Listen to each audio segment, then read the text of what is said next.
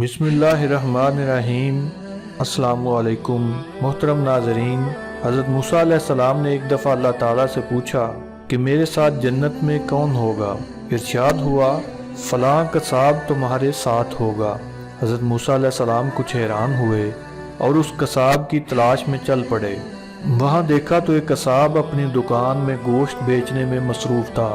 اپنا کاروبار ختم کر کے اس نے ایک گوشت کا ٹکڑا ایک کپڑے میں لپیٹا اور اپنے گھر کی طرف روانہ ہو گیا۔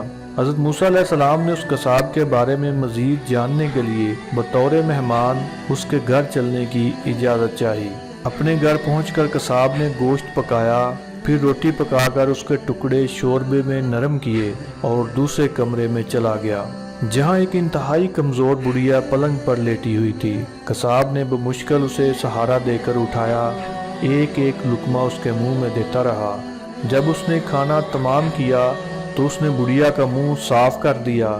کھانا کھا کر بڑھیا نے قصاب کے کان میں کچھ کہا، جسے سن کر قصاب مسکرا دیا اور بڑھیا کو واپس لٹا کر باہر آ گیا۔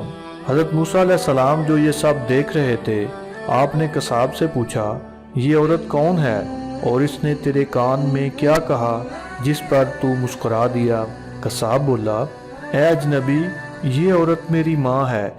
گھر پر آنے کے بعد میں سب سے پہلے اس کے کام کرتا ہوں تو خوش ہو کر روز مجھے یہ دعا دیتی ہے کہ اللہ تعالیٰ تجھے جنت میں حضرت موسیٰ علیہ السلام کا ساتھ عطا فرمائے، اور میں یہ سن کر مسکرا دیتا ہوں کہ میں کہاں اور موسیٰ کلیم اللہ کہاں۔